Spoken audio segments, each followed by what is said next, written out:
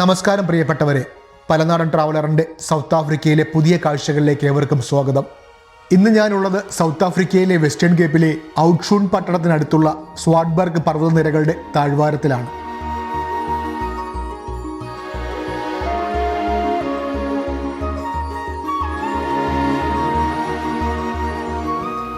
പലനാടൻ ഇനി നിങ്ങളെ കൂട്ടിക്കൊണ്ടു പോകുന്നത് ഏറെ അത്ഭുതങ്ങൾ നിറഞ്ഞ ലോകത്തേക്കാണ്. കാങ്കോ കേവ്സിലേക്കാണ് ഇനി നമ്മുടെ യാത്ര. നിരവധി ചരിത്രമടങ്ങിയ ഏറെ അത്ഭുതങ്ങൾ കാത്തിരിക്കുന്ന ഒരു യാത്രയാണ് ഇനിയുള്ളത്. കാങ്കോ കേവ്സ് ദക്ഷിണാഫ്രിക്കയിലെ ഏറ്റവും പഴക്കം ചെന്ന ഗുഹാ സംവിധാനങ്ങളിൽ ഒന്നാണ് ഇനി നമ്മൾ കാണാൻ പോകുന്ന ഭൂമിക്കടിയിലെ ഈ അത്ഭുത ലോകം. ഈ പ്രദേശത്തെ കാങ്കോ വാലി എന്നും അറിയപ്പെടുന്നു. എൻട്രൻസ് ഏരിയയിലൂടെ അകത്തേക്ക് കടന്നാൽ ധാരാളം ചുവർ ചിത്രങ്ങൾ നമുക്കിവിടെ കാണാൻ കഴിയും. ഔട്ട്ഷൂൺ പട്ടണത്തിലെ പ്രധാന ടൂറിസ്റ്റ് ഡെസ്റ്റിനേഷനും അതിൻ്റെ ഡീറ്റെയിൽസും കേവ്സിനെ കുറിച്ചുള്ള മറ്റ് വിവരങ്ങളുമെല്ലാം കൂട്ടിച്ചേർത്തിട്ടുണ്ട്. 3 നിലകളിലായി റാമ്പ് പോലെയാണ് ഈ കെട്ടിടം നിർമ്മിച്ചിട്ടുള്ളത്. ഗുഹകളിലേക്ക് പോകണമെങ്കിൽ ലെവൽ 3യിലേക്ക് പോകണം. ഈ ഏരിയയിൽ സന്ദർശകർക്ക് ഇരുന്ന് വിശ്രമിക്കാനുള്ള പ്രത്യേക ഇടങ്ങളൊക്കെ സജ്ജീകരിച്ചിട്ടുമുണ്ട്. ടിക്കറ്റ് എടുത്ത് ഞങ്ങളുടെ സമയത്തിനായി കാത്തു നിൽക്കുകയാണ്. ഓൺലൈനിൽ കൂടി ബുക്ക് ചെയ്ത് വേണം ഗ്രൂപ്പ് ടൂറുകൾക്കായി നമ്മളിവിടെ എത്തേണ്ടത്. 50 പേർ അടങ്ങുന്ന ഒരു സംഘമായി ഒരു ടൂർ ഗൈഡിനൊപ്പമാണ് നമ്മൾ ഈ ഗുഹകൾ കാണാൻ പോകുന്നത്. മുൻകൂട്ടി ബുക്ക് ചെയ്തതിനാൽ നമുക്ക് അനുവദിച്ചിരിക്കുന്ന കൃത്യസമയത്ത് തന്നെ ഗുഹയ്ക്കുള്ളിലേക്ക് പോകുവാൻ കഴിയും. കേവിലേക്കുള്ള എൻട്രൻസ് ഏരിയയാണിത്. നല്ല ചാറ്റൽ മഴയുണ്ട്. ഗുഹകളുടെ മുൻപിലേക്ക് എത്തുമ്പോൾ തന്നെ കൗതുകമുണർത്തുന്ന കാഴ്ചകളാണ് കാണാൻ കഴിയുന്നത്. ഭിത്തികളിൽ ആഴത്തിലുള്ള വിള്ളലുകളും പാടുകളും അതുപോലെ മഴവെള്ളം ഒലിച്ചിറങ്ങുന്ന കാഴ്ചകളുമൊക്കെ നമുക്ക് കാണാം.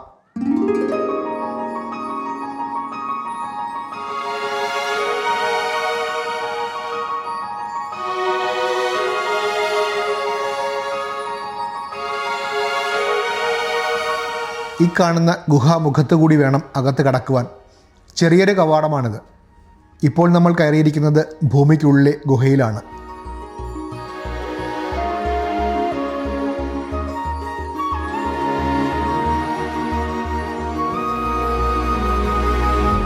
ഗുഹകളുടെ പ്രവേശന കവാടം കഴിഞ്ഞ് മുൻപിലോട്ട് എത്തുമ്പോൾ കുറച്ചധികം പ്രതിമകളെയൊക്കെ ഇവിടെ കൊത്തിവച്ചിട്ടുണ്ട്. ബുഷ്മൻ എന്നറിയപ്പെടുന്ന ആഫ്രിക്കൻ വംശജർ പണ്ട് ഒരുമിച്ച് വസിച്ചിരുന്ന ഏരിയയാണിത്. ടൂർ ഗൈഡ് അവരുടെ ചരിത്രവും ജീവിതകഥകളുമൊക്കെ വിവരിക്കുന്നുണ്ട്. കാങ്കോ കേവ്സ് ഭൂമിക്കടിയിലൂടെ 4 കിലോമീറ്ററിലധികം നീളുന്നുണ്ടെങ്കിലും ഇതിൻ്റെ 4/1 മാത്രമേ സന്ദർശകർക്ക് തുറന്നു കൊടുത്തിട്ടുള്ളൂ.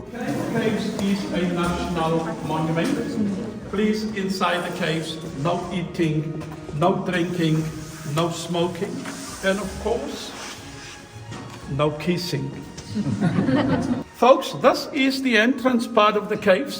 It is the twilight zone discovered by the Bushman people. That is the reason for the name Kango. You see the name Kango, it comes from a Bushman word, Kanup. It means a place of water. Won't you all please follow me down this way to the first chamber.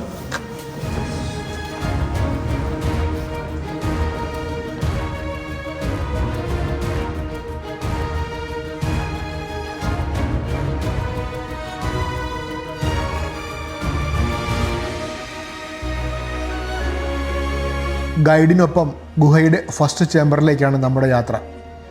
ചേംബറിനുള്ളിലേക്ക് പോകുവാൻ പ്രത്യേകം പടവുകൾ ക്രമീകരിച്ചിട്ടുണ്ട്. ചിലയിടങ്ങൾ വളരെ ഇടുങ്ങിയ പാതകളാണ്. അകത്തേക്ക് കടന്നു ചെല്ലുമ്പോൾ വളരെ വിശാലമായ ഒരു നടുമുറ്റം എന്ന് വിശേഷിപ്പിക്കാവുന്ന ഏരിയയിലേക്കാണ് നമ്മൾ ചെന്നിറങ്ങുന്നത്. 1780 കർഷകനായ ജേക്കബ് വാൻസിലാണ് ഈ ഗുഹ കണ്ടെത്തുന്നത്. അന്ന് ഇതുപോലെ അത്ര എളുപ്പം സഞ്ചരിക്കാവുന്ന രീതിയിലല്ലായിരുന്നു ഈ ഗുഹയുടെ രീതി. വളരെ ബുദ്ധിമുട്ടിയാണ് ഈ ചേംബറിൻ്റെ പല ഭാഗങ്ങളിലേക്കും അദ്ദേഹം അന്ന് കടന്നു പോയിരുന്നത്. അദ്ദേഹത്തോടുള്ള ബഹുമാനാർത്ഥം വാൻസിൽ ഹാൾ എന്നാണ് ഈ ചേംബർ ഇന്ന് അറിയപ്പെടുന്നത്. പക്ഷേ ഇന്ന് സഞ്ചാരികൾക്കായി അവർ അതിനെ ഡെവലപ്പ് ചെയ്ത് ഈ കാണുന്ന രൂപത്തിൽ ആക്കിയെടുത്തു. This is chamber number 1. The chamber was discovered on the 11th of July. It was in 1780 by a certain Mr. Jacobus van Zyl. Way back in 1780, for the discovery of this chamber, Mr. van Zyl, he has to lower himself about over there on that precipice by means of a 4 up to 7 meters long rope. 1994 വരെ ഈ ചേംബറിനുള്ളിൽ music കോൺസേർട്ടുകൾ നടന്നിരുന്നു. ഗുഹകളുടെ പ്രിസർവേഷൻ്റെ ഭാഗമായി അതിനുശേഷം അത്തരം music ഷോകൾ പിന്നെ ഇവിടെ നടത്തുന്നില്ല. നൂറുകണക്കിന് ആളുകൾ ഒന്നിച്ച് പങ്കെടുക്കുമ്പോൾ ഇതിനകത്തുണ്ടാകുന്ന കാർബൺ ഡൈ ഓക്സൈഡും ഹ്യൂമിഡിറ്റിയും മനുഷ്യ കരസ്പർശങ്ങളുമെല്ലാം ഇതിന് വലിയ ഭീഷണിയായതിനാലാണ് മ്യൂസിക്കൽ കോൺസേർട്ടുകൾ അവസാനിപ്പിച്ചത്. Ladies and gentlemen, about the different types of formations we do have inside the caves. On the tourist route, we're basically having 3 different types of formations. And the very first one, it is what we call a flow stone formation. Please, at the back over there in the light, that is a flow stone formation. It is formed by a horizontal crack right through the ceiling of the caves. Rain water slowly seeps through the crack, depositing calcite crystals against the walls of the chamber. The formation is about 800,000 years old. It is the organ pipes. Folks, dripstone formation is the second type of formation. Dripstone formation is divided into a stalactite and a stalagmite. A stalactite, well, it will always grow from the ceiling of the caves down.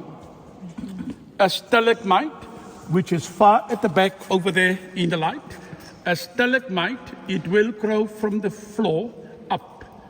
The stalagmite is about 9 meters high, 150,000 years old. It is the Cleopatra's Needle. ഈ കാണുന്നതാണ് സ്റ്റലഗ്മൈറ്റ് എന്നറിയപ്പെടുന്ന formation. ഇവ നിരന്തരം വെള്ളം ഇറ്റിറ്റ് വീണതിൻ്റെ ഭാഗമായി താഴെ നിന്നും മുകളിലേക്ക് വളർന്നു വരുന്നതാണ്. മുകളിൽ നിന്ന് താഴേക്ക് വളരുന്ന ഫോർമേഷനാണ് ആ പുറകുവശത്തായി നമ്മൾ കാണുന്നത്. അതിൻ്റെ പേര് സ്റ്റലക്ടൈറ്റ് എന്നാണ്. 107 മീറ്റർ നീളവും 54 മീറ്റർ വീതിയും 17 മീറ്റർ ഉയരവുമാണ് ഇവിടുത്തെ ഏറ്റവും വലിയ ചേംബറായ ചേംബർ 1-നുള്ളത്. മുകളിൽ നിന്നും മഴവെള്ളം ഒലിച്ചിറങ്ങി അനേക വർഷങ്ങൾ കൊണ്ട് രൂപപ്പെട്ട പലതരത്തിലുള്ള ഫോർമേഷനുകൾ നമുക്കിവിടെ കാണാം. വിവിധ ഷേപ്പുകളിലാണ് ഇവ ദൃശ്യമാകുന്നത്. ദശലക്ഷക്കണക്കിന് വർഷങ്ങൾ എടുത്തിട്ടുണ്ടാകും ഇന്ന് നാം കാണുന്ന ഈ രീതിയിൽ ഇവ രൂപാന്തരപ്പെടുവാൻ. പാറകളിൽ ആരോ കൊത്തുപണികൾ ചെയ്ത് വച്ചിരിക്കുന്നു എന്നേ നമുക്ക് ആദ്യം തോന്നുകയുള്ളൂ. എന്നാൽ ഇവയെല്ലാം പ്രകൃതിയ ഉണ്ടായത് എന്നതാണ് വാസ്തവം.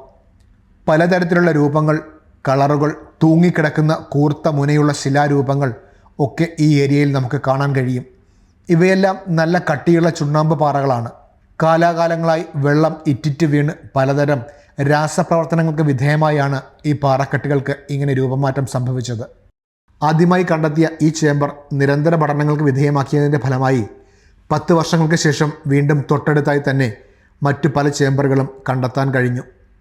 ഫസ്റ്റ് ചേംബറിൻ്റെ അടുത്ത് തന്നെയുള്ള പാതയിലൂടെ നമുക്ക് നടന്ന് സെക്കൻഡ് ചേംബറിലേക്ക് പോകാൻ കഴിയും. ചില സ്ഥലങ്ങളിലൊക്കെ വെളിച്ചം തീരെ കുറവാണ്. ഇവയുടെ സംരക്ഷണത്തിൻ്റെ ഭാഗമായി കൂടിയാണ് വെളിച്ചം കുറച്ചിരിക്കുന്നത്. ചില ഏരിയയൊക്കെ കണ്ടാൽ മഞ്ഞുപാളികൾ കട്ട പിടിച്ചിരിക്കുന്നത് പോലെയാണ് നമുക്ക് ആദ്യം അനുഭവപ്പെടുന്നത്. Over there in the light, and that is a completed column. It is only formed when the stalactite and the stalagmite meets. It is formed by the stalactite growing from the roof down, as well as the stalagmite which grows from the floor up. And then over there, that will be their joining point, which is roughly up there. The formation is about 13 meters high. It is 270,000 years old. The Leaning Tower of Pisa. Well, that is the oldest dated formation. It's a combination of a dripstone and a flowstone formation, 1.5 million years old. Chamber number 2 is known as the Buata's Chamber. It was discovered in 1792 by a certain Master Louis Buata. Chamber second സ്റ്റലക്ടൈറ്റും സ്റ്റലക്മൈറ്റും മിക്സായി രൂപാന്തരപ്പെട്ട് നിൽക്കുന്ന ചേംബറാണ്. ഈ ഫോർമേഷന് 13 metre ഉയരമാണ് ഉള്ളത്. 270,000 ഇയറാണ് പ്രായമായി ഇതിന് കണക്കാക്കിയിരിക്കുന്നത്. 1792 ഈ ചേംബർ കണ്ടെത്തുന്നത്.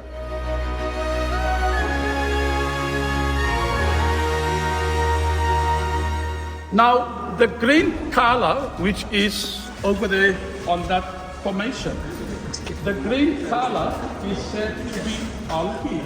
The green algae is mainly caused by the humidity inside the caves. The humidity is about 60 up to 70%, whereas the temperature is about 19 degrees Celsius, and it remains the same all year round. Green algae is caused by carbon dioxide as well as the heat coming from the lights. And then that other side, the red, orange color, it will be caused by flame and iron oxide. Folks, that was basically all about chamber number 2. All ready for the next chamber?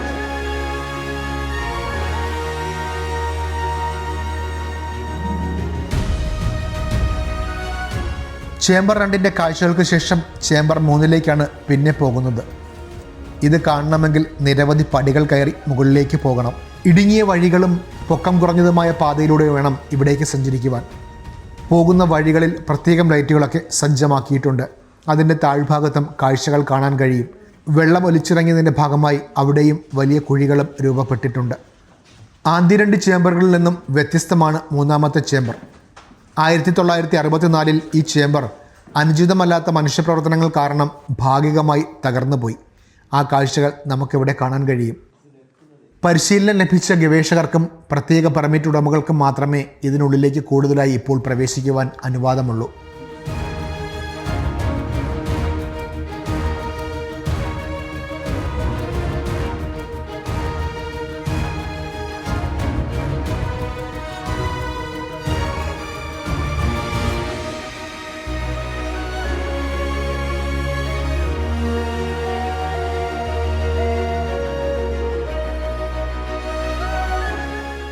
Right over there in the light, there is a family opened Bible.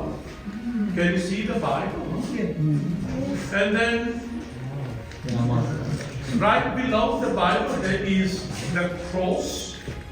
Can you see the bookmark? There is the cross. Again, over there in the light, there is an angel's wheel. That is an angel's wheel. കാങ്കോ കേവ്സിലെ മറ്റൊരു പ്രത്യേകത, ഒരു പരന്ന പാറ ഒരു തുറന്ന ബൈബിളിനോട് സാമ്യമുള്ളതായി കാണപ്പെടുന്നു. അതൊരു കല്ല് പ്രസംഗപീഠത്തിൽ സ്ഥാപിച്ചിരിക്കുന്നത് പോലെയാണ് കാണപ്പെടുന്നത്. ക്രിസ്തീയ പള്ളികളിൽ ഉപയോഗിക്കുന്ന പരമ്പരാഗത സ്നാനതടം പോലെ കാണപ്പെടുന്ന പാത്രത്തിൻ്റെ ആകൃതിയിലുള്ള പാറയും നമുക്കിവിടെ കാണാം.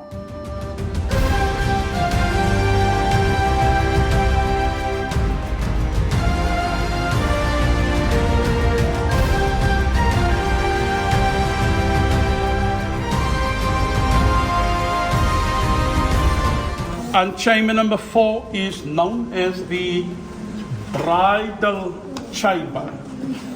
This is the honeymoon suite. And so, in the bridal chamber, right over there in the light, can you see the bridal bed? Yeah. Meaning the bride really enjoyed her honeymoon in this chamber. You see the bride so enjoyed her honeymoon in this chamber, she even left us behind her a bottle of champagne.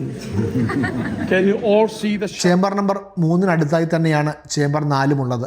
ഈ ചേംബറിനെ bridal chamber എന്നാണ് പൊതുവെ അറിയപ്പെടുന്നത്. ഇവിടെ സ്റ്റലക്ടൈറ്റ്സും സ്റ്റലക്മൈറ്റ്സും ഒരു bridal വെയിലും വിവാഹ അലങ്കാരങ്ങളും പോലെയാണ് കാണപ്പെടുന്നത്. ഒരു ബോട്ടിൽ ഷാമ്പെയിൻ ഇരിക്കുന്നത് പോലെയുള്ള ഫോർമേഷനുകളും ഈ ഇടത്ത് നിന്നാൽ കാണാൻ കഴിയും. ബ്രൈഡൽ കേപ്പിലെ ചെറുതും മനോഹരമായ ബേബികളെയാണ് ഈ കാണുന്നത്. 400 ഇയേഴ്സ് പ്രായമാണ് ഇവർക്ക് കണക്കാക്കിയിട്ടുള്ളത്. സീലിങ്ങിലെ തൂങ്ങിക്കിടക്കുന്ന കാൾസൈറ്റിൻ്റെ നേർത്ത ഷീറ്റുകൾ മനോഹരമായ റോക്ക് ഡ്രാപ്പറികൾ പോലെയാണ്. ചിലത് വിവാഹ കേക്കുകൾ പോലെയും കാണപ്പെടുന്നു.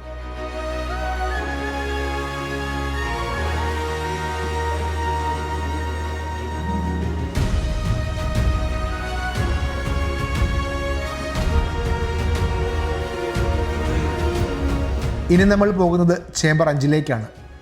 ചേംബർ 5ലാണ് ഇപ്പോൾ ഞാനുള്ളത്. പണ്ടുകാലത്ത് ഇവിടേക്ക് എത്തിയ സഞ്ചാരികൾ ഇവിടെ നിന്നും സുവനീറുകൾക്കായി ഇവ പൊട്ടിച്ചെടുത്തിരുന്നു. അങ്ങനെ നശിച്ചു പോയ ഒരു ചേംബറാണ് ഈ കാണുന്നത്. Basically, this is the chamber that was vandalized. Stalactites, stalagmites have been broken off, people taking them as souvenirs.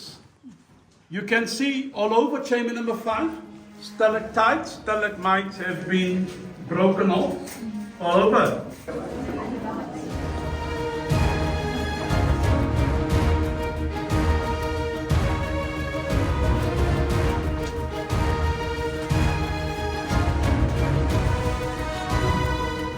Meditation ചേംബറിലേക്കാണ് ഇപ്പോൾ നമ്മൾ എത്തിയിരിക്കുന്നത്. ഇതാണ് ചേംബർ 6. എല്ലാവരെയും നിശബ്ദരാക്കിയ ശേഷം മനോഹരമായൊരു പാട്ട് പാടുകയാണ് നമ്മുടെ ടൂർ ഗൈഡ്. ക്ലിക്ക് സോങ് എന്നാണ് അദ്ദേഹം ഇതിനെ വിശേഷിപ്പിച്ചത്. നാക്കിനെ ഒരു പ്രത്യേക തരത്തിൽ ചലിപ്പിച്ച് ചേംബറിനെ കൈകൾ കൊണ്ട് ഫോർമേഷനിൽ തട്ടി ശബ്ദമുണ്ടാക്കിയാണ് അദ്ദേഹം ആ സോങ്ങിനെ അവതരിപ്പിച്ചത്. Ikrichalen shellang hukom kotwan, ikrichalen shellang hukom kotwane. Hebeka bele kritapa, yaim hukom kotwane. Hebeka bele kritapa, yaim hukom kotwane. Yo pata pata. Yo mama, Nancy pata pata, yo mama, Nancy pata pata, yo mama, Nancy pata pata, yo mama, Nancy pata pata. Wow! It was an amazing experience. That was the click song. And the Pata Pata song, of course, by Miriam Makeba, the click song. And the songs were in Xhosa. The click song, it goes about the dung beetle. Dung beetle, it is the doctor of the road. Got it? Our video is on video with Mubakakaka. But he can't say Mubakakaka. It's with Mubakakaka. നമ്മുടെ tour ഗൈഡിൻ്റെ യഥാർത്ഥ പേര് ന്യൂബാക്ക ക്ലാക്ക എന്നാണ്. എന്നാൽ അദ്ദേഹത്തെ എല്ലാവരും സ്നേഹപൂർവ്വം Eric എന്ന് വിളിക്കുന്നു. ഒരു ടൂർ ഗൈഡ് എങ്ങനെ ആയിരിക്കണമെന്ന് ഇദ്ദേഹത്തിൽ നിന്ന് കണ്ട് പഠിക്കേണ്ടതാണ് നമ്മൾ. ചരിത്രങ്ങൾ പറഞ്ഞു തരുന്നതിനോടൊപ്പം കോമഡിയും കൂടി കലർത്തിയാണ് അദ്ദേഹം ഓരോ കാര്യങ്ങളും വിശദീകരിച്ച് തരുന്നത്. ഈ ഭാഗത്തു നിന്നുമാണ് അഡ്വഞ്ചർ ടൂറുകൾ ആരംഭിക്കുന്നത്. നമ്മൾ ഈ ഗ്രൂപ്പ് അഡ്വഞ്ചർ ടൂർ പാക്കേജ് അല്ല തിരഞ്ഞെടുത്തിരിക്കുന്നത്. 600 മീറ്റർ നീളമുള്ള ഒരു ടൂറാണ് അഡ്വഞ്ചർ ടൂർ. ചെറിയ തുരങ്ക പാതകളിലൂടെയൊക്കെയാണ് ഈ ടൂറ് കടന്നു പോകുന്നത്. ഈ യാത്രയിൽ ലക്ഷക്കണക്കിന് വർഷങ്ങൾ പഴക്കമുള്ള ഈ ചരിത്ര ഇടത്തു നിന്നും പ്രകൃതിയുടെ മറ്റൊരു വികൃതി കൂടി കണ്ട് മനസ്സിലാക്കുവാൻ കഴിഞ്ഞു.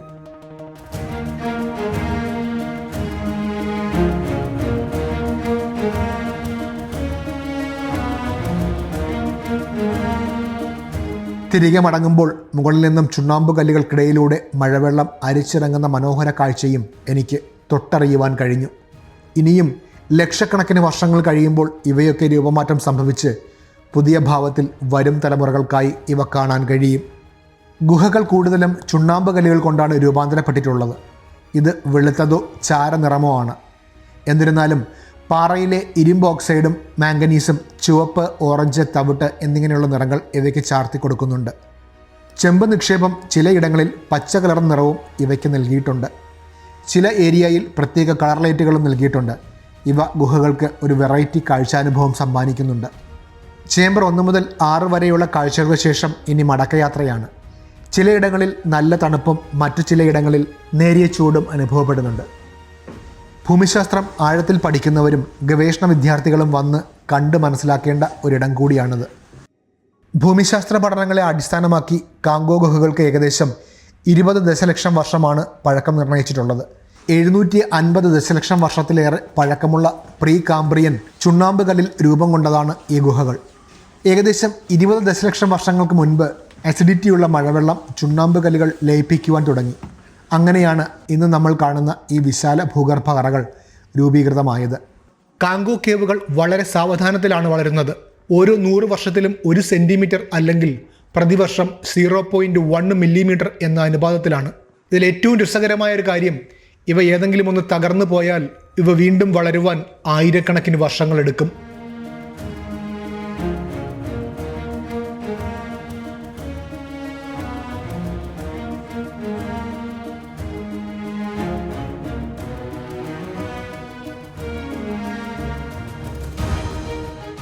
ശരിക്കും പറഞ്ഞു കഴിഞ്ഞാൽ മറ്റേതോ ഒരു ലോകത്തെത്തിയ ഒരു അവസ്ഥയാണ് എനിക്കിപ്പോൾ ഫീൽ ചെയ്യുന്നത്. ഒരിക്കലെങ്കിലും നിങ്ങളത് വന്ന് ട്രൈ ചെയ്യണം എന്ന് എനിക്ക് പറയാനുള്ളത്. അമേസിങ് എക്സ്പീരിയൻസ് ആയിരുന്നു കാങ്കോ കേവ്സ്.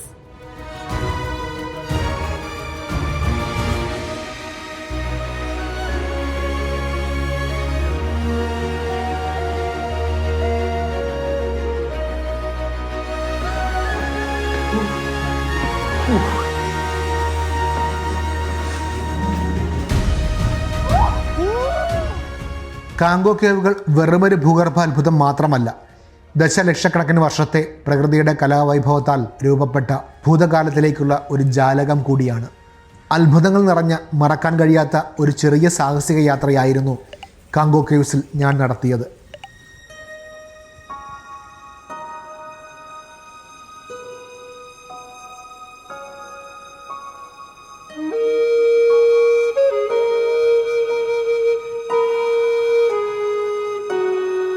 വീഡിയോ ഇഷ്ടമായാൽ ലൈക്കും ഷെയറും കമൻസും സബ്സ്ക്രൈബും ചെയ്യുവാൻ മടിക്കരുത്.